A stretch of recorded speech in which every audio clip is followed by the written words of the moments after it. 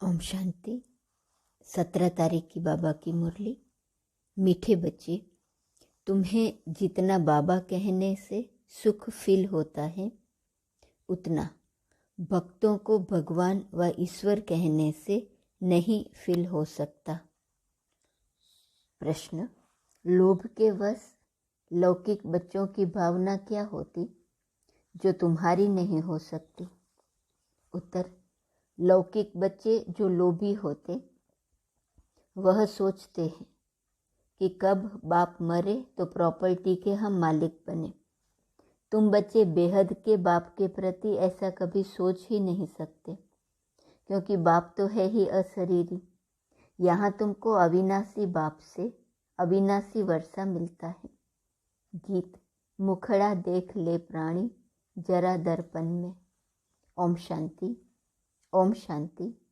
जब दो बारी कहे तो एक बाबा कहते हैं, एक दादा कहते हैं। एक को आत्मा, दूसरे को परम आत्मा कहा जाता है, अर्थात परम धाम में निवास करने वाले हैं, इसलिए उनको परम आत्मा कहा जाता है। अब आत्मा और परमात्मा का संबंध क्या है? एक बाप और अनेक बच्चे हैं। मनुष्य जब पुकारते हैं तो अंग्रेजी में भी कहते हैं ओ गॉड फादर, तो पिता हुआ न। सिर्फ परमात्मा व प्रभु ईश्वर आदि कहने से इतना मज़ा नहीं आता। बाप कहने से सुख मिलता है। पारलौकिक बाप है ही सुख देने वाला, तब तो भक्ति मार्ग में इतना याद करते हैं गॉड फादर, अर्थात वह हमारा पिता है। यह भी कहते हैं हम सब ब्रदर्स हैं, ब्रदरहुड कहते हैं। यह भारतवासी जब कहते हैं हम सब भाई भाई हैं, तो आत्मा की तरफ ध्यान नहीं जाता, देह अभिमान में चले जाते हैं। यह समझते नहीं कि हम आत्माएं आपस में भाई भाई हैं, हम सबका बाप एक है। अगर परमात्मा सर्वव्यापी होता तो भाई भाई नहीं कहते, आत्मा ही समझकर भाई भाई कहते हैं। अभी तुम बच्चे बाप के सन्मुख बैठे हो और बाप तुमको पढ़ाते हैं। अब आत्मा कहती है हमको बाप मिला है। बाप मिला गोया सब कुछ मिला। बाप द्वारा वर्षा मिलता है। बच्चा पैदा हुआ और समझते हैं वारिस आया। बाबा कहने से ही बच्चे का वारिसपना सिद्ध हो जाता है। अक्सर करके बच्चियां माँ माँ कहती हैं, माँ तरफ जास्ती लव रहता है। बच्चा होगा तो बाबा कहता रहेगा। बच्चे का बाप की तरफ लव जाता है। माँ से वर्षा नहीं मिल सकता, बाप से वर्षा मिलता है। अब यहाँ तो तुम सब आत्माएं भाई भाई हो, तुम हर एक बाप से वर्षा ले रहे हो। बाप की श्रीमत है हर एक अपने को बाप का बच्चा समझ और सबको बाप का परिचय देते रहे और सृष्टि चक्र का राज भी समझाए। बाप से ही स्वर्ग का वर्षा मिलता है। बेहद का बाप कहते हैं तुम स्वर्गवासी थे, फिर तुम नरकवासी कैसे बने? 84 जन्मों का चक्र कैसे लगाया? यह है डिटेल की बातें। बाकी बाप ने पहचान तो दी है और बाप से जरूर सतयुग का वर्षा मिलेगा। अच्छा, किसको मिला हुआ है? ये लक्ष्मी नारायण के चित्र खड़े हैं। इन्हों को बाप का वर्षा मिला था, फिर कहाँ गया? यह है चक्र की बात। तुमको अभी सतयुग का वर्षा मिलता है, फिर पुनर्जन्म लेते लेते 84 जन्म तो भोगने ही हैं। अब तुमको नंबरवार पुरुषार्थ अनुसार 84 का चक्र बुद्धि में है और यह भी निश्चय है कि हमारा अंतिम जन्म है। 84 जन्मों का चक्र लगाकर पूरा किया है। अब तुम जाएंगे तो तुम्हारे पीछे सब चले जाएंगे। तुम बच्चे तो बाप से अपना वर्षा पा चुके हो, राजयोग सीख चुके हो, तो तुम जानते हो हम फिर नई दुनिया में राज्य करने आएंगे। फिर ये सब इतने धर्म वहाँ नहीं होंगे, सब वापस चले जाएंगे। फिर पहले पहले हमको यानी डिटिज्म को आना है। हम शूद्र कुल के थे, अब ब्राह्मण कुल के बने हैं, फिर सूर्यवंशी चंद्रवंशी कुल के बनेंगे। हम ब्राह्मण कुल, सूर्यवंशी कुल और चंद्रवंशी कुल के तीनों वर्ष से एक ही बाप से ले रहे हैं। सतयुग त्रेता में कोई धर्म स्थापन करने आता ही नहीं है। भारत का एक ही धर्म रहता है, पीछे बाहर वाले इस्लामी, बौद्धी आदि आते हैं। भारत बहुत प्राचीन देश है। पहले देवी देवता ही थे, अभी और धर्मों में कन्वर्ट हो गए हैं। कितनी भिन्न भिन्न भाषाएं हैं। जैसे यूरोपियन है तो अमेरिका की भाषा अलग, फ्रांस की अलग है, तो सब क्रिश्चियन लोग। वैसे चीन को देखो, एक ही बौद्ध धर्म के हैं, परंतु चीन की भाषा और जापान की भाषा और है, तो सब बौद्ध, परंतु वृद्धि हो जाने से अलग अलग हो जाते हैं, आपस में दुश्मन भी बन जाते हैं। भारत का दुश्मन कोई नहीं है, यह तो दूसरे धर्म वाले आकर लड़ते हैं, आपस में फूट डालकर भारत को भी लड़ा देते हैं। नहीं तो भारतवासियों की आपस में लड़ाई ऐसे कभी हुई नहीं है। दूसरों ने लड़ाया लोभ के कारण, यह भी खेल है। भारतवासी यह भी भूल गए हैं कि हम ही विश्व के मालिक थे, हमको बाप ने राज्य दिया था। सतयुग में यह नॉलेज रहती नहीं कि यह राज्य हमने कैसे पाया। अभी तुम जानते हो हम यह राज्य कैसे पा रहे हैं।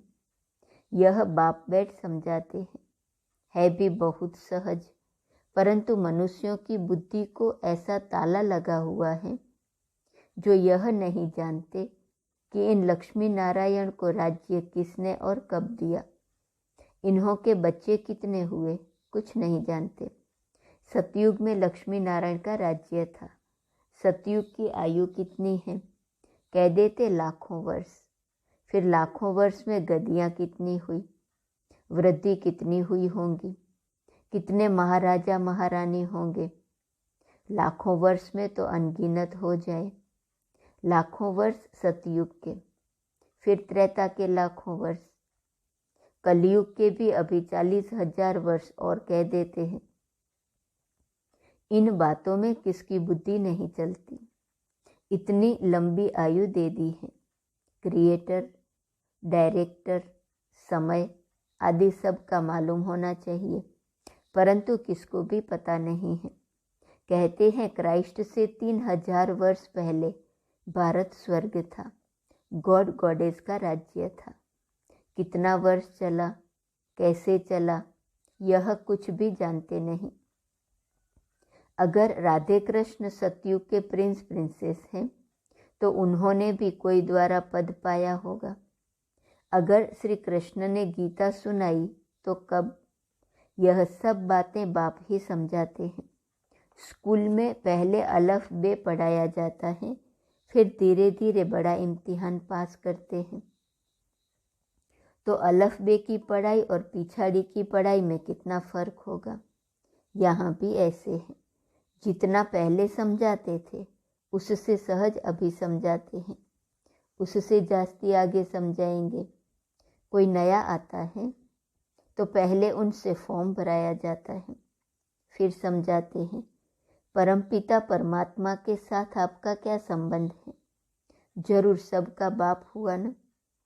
इन बातों को समझने वाले ही समझते हैं।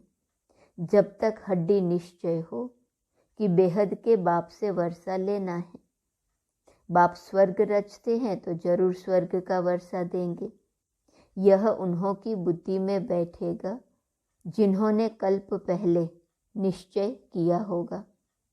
तुम देखते हो कई बच्चे सवेरे उठ नहीं सकते, 10-15 वर्ष मेहनत करते आए हैं तो भी समय पर उठ नहीं सकते। कम से कम 3-4 बजे उठो। भक्त लोग भी सवेरे उठकर ध्यान करते हैं, जाप करते हैं हनुमान का, शिव का, परंतु उनसे कोई फायदा नहीं। भल करके कोई के लक्षण अच्छे होते हैं, परंतु उनसे कोई को मुक्ति, जीवन मुक्ति मिल नहीं सकती। उतरती कला होती है। लक्ष्मी नारायण जो सतयुग में राज्य करते थे, वह भी दूसरे तीसरे जन्म में नीचे आते जाते हैं। उतरती कला होती जाती है। आधा कल्प पूरा होगा तो वाम मार्ग में चले जाएंगे, फिर भक्ति मार्ग शुरू होगा। कितने ढेर मंदिर बनते हैं, अभी भी कितने मंदिर हैं, कोई टूट भी गए हैं। वाम मार्ग में जाने के चित्र भी हैं। ड्रेस देवताओं की पड़ी है, वास्तव में ड्रेस उन्हों की अलग थी, पीछे बदलती आई है। कोई की पाग कैसी, कोई की कैसी, कोई का ताज कैसा, कोई का कैसा। अलग अलग ताज पहनने का भी अलग अलग नमूना होता है। सूर्यवंशी राजाएं जो हैं, उनकी पहरवाइश अपनी अपनी होती है। यह फलाने की पगड़ी है। बाबा ने साक्षात्कार भी किया है। द्वारकाधीश की टेढ़ी पगड़ी थी। यह सब ड्रामा आदि से अंत तक जो कुछ हो रहा है, वह फिर भी ऐसे ही होगा। फिर वाम मार्ग में जाएंगे, सबका मतभेद हो जाएगा, रस्म रिवाज अलग हो जाएगा। सूर्यवंशी का अलग, चंद्रवंशियों का अलग। यह बना बनाया खेल है जो फिर रिपीट होना है। तुम जानते हो, हम भी बेहद के बाप से फिर से गति सदगति को पाते हैं। पुरानी दुनिया का विनाश होना है। बेहद का बाप राजयोग सिखला रहे हैं। यह दुनिया नहीं जानती कि राजयोग सिखाते हैं। तुम बच्चे अच्छी रीति जानते हो, और तुम्हारा बाप से लव है। सबका एक जैसा तो हो नहीं सकता। अज्ञान में भी सबका एक जैसा लव नहीं होता। कोई लोभवश कहते हैं बाप मरे तो प्रॉपर्टी मिले। यहाँ शिव बाबा का शरीर तो है नहीं, बाबा तो अविनाशी है। यह शरीर लोन पर लिया है। तुम जानते हो, हमने पूरे 84 जन्म लिए हैं। बाबा तो पुनर्जन्म नहीं लेते, इस शरीर में प्रवेश कर आते हैं। नहीं तो क्या लक्ष्मी नारायण के तन में आए? वह तो है ही पावन दुनिया के मालिक। यह तो है ही पतित दुनिया, पतित शरीर, क्योंकि विष से पैदा होते हैं। बाबा कल्प पहले माफी कहते हैं, मैं साधारण तन में प्रवेश करता हूँ, मुझे जरूर अनुभवी रथ चाहिए। कोई अच्छे एक्टर होते हैं तो उनको अच्छा इनाम मिलता है। यह भी बाबा का रथ गया हुआ है। ब्रह्मा द्वारा स्थापना। ब्रह्मा को बूढ़ा भी दिखाते हैं। प्रजापिता ब्रह्मा, विष्णु और शंकर का रूप ही अलग है। ब्रह्मा का रूप बिल्कुल ठीक है। बाप ने ही इनका नाम रखा है प्रजापिता ब्रह्मा। इसने पूरे 84 जन्म लिए हैं। तुम भी कहेंगे हम सब ने पूरे 84 जन्म लिए हैं, तब पहले पहले बाप से मिले हैं। हमारी राजाई फिर से स्थापन हो रही है। समझाना भी पड़ता है, हे परमपिता परमात्मा, हे भगवान। तो भगवान जरूर बाप को समझना चाहिए, परंतु मनुष्यों की समझ में नहीं आता है कि सभी आत्माओं का बाप निराकार है, पिता है। तब तो भक्ति मार्ग में सब याद करते हैं। आत्माओं को सुख मिला था, तब दुख में याद करते हैं। तुम भी आधा कल्प बाप को याद करते आए हो। शुरू में ही सोमनाथ का मंदिर बनता है तो जरूर बाप को ही याद करेंगे। जानते हैं यह बाप का मंदिर है, बाप ने ही वर्षा दिया है, तो पहले पहले मंदिर भी बाप का बना है। तुम अभी बाप के वारिस बने हो। बाप विश्व का रचयिता है, उनसे ही वर्षा मिलता है। बाकी जो भी हैं उन्होंने क्या किया, हम उनकी पूजा क्यों करते हैं? 84 जन्म वह लेते हैं, परंतु भक्ति भी व्यभिचारी होनी ही है। आधा कल्प के लिए सामग्री चाहिए। सतयुग त्रेता में सामग्री की दरकार नहीं होती। यह सब बुद्धि में धारण करना है। वास्तव में कुछ भी लिखने की दरकार नहीं है। अगर सॉल्वेंट बुद्धि है तो झट धारणा हो जाती है। बाकी किसको सुनाने के लिए नोट्स लेते हैं। किताबें आदि रखने की जरूरत नहीं। हमारे किताब पिछाड़ी में कौन पढ़ेगा। औरों के शास्त्र तो पिछाड़ी में चले आते हैं। पढ़ने वाले हैं, तुमको तो पढ़ना ही नहीं है, प्रारब्ध मिल गई। आधा कल्प तो शास्त्र आदि की कोई बात नहीं। यह ज्ञान प्रायः लोप हो जाता है, शास्त्र सब खत्म हो जाते हैं। पहले सबको यह समझाओ कि तुमको दो बाप हैं। जिस्मानी बाप तो है, वह भी उस बाप को याद करते हैं। गाया जाता है, दुख में सिमरन सब करे, सुख में करे न कोई। यह भारत की बात है। बाप भी भारत में आते हैं। शिव जयंती आती है, तुम कहेंगे हम अपने बाप का फलाना जन्म मना रहे हैं। बल पूछे ब्रह्मा कुमार कुमारियां हैं तो जरूर बाप आया होगा। यह है शिव का ज्ञान यज्ञ, तो ब्राह्मण जरूर चाहिए। ब्रह्मा कहाँ से आया। ब्रह्मा को एडॉप्ट किया, फिर बच्चे पैदा होते हैं तो भी इनके मुख कमल से रचते हैं। पहले सबको बाप का परिचय देना है। अच्छा, मीठे मीठे सिकिलते बच्चों प्रति माता पिता बाप दादा का याद प्यार और गुड मॉर्निंग। रूहानी बाप की रूहानी बच्चों को नमस्ते। रूहानी बच्चों की रूहानी बाप को नमस्ते नमस्ते नमस्ते। धारणा के लिए मुख्य सार। पहली पॉइंट, सवेरे सवेरे उठकर बाप को प्यार से याद करने की आदत पक्की डालनी है। कम से कम 3-4 बजे जरूर उठना है। दूसरी पॉइंट, बेहद बाप से सच्चा लव रखना है। श्रीमत पर चल पूरा वर्षा लेना है। वरदान, कंपेनियन के साथ द्वारा सदा मनोरंजन का अनुभव करने वाले कंबाइंड रूपधारी भव। जब भी अकेलेपन का अनुभव हो तो उस समय बिंदु रूप को याद नहीं करो, वह मुश्किल होगा, उससे बोर हो जाएंगे। उस समय अपने रमणीक अनुभवों की कहानी को स्मृति में लाओ। अपने स्वमान की प्राप्तियों की लिस्ट सामने लाओ। सिर्फ दिमाग से याद नहीं करो, लेकिन दिल से। कंपेनियन के साथ कंबाइंड बन सर्व संबंधों के स्नेह का रस अनुभव करो।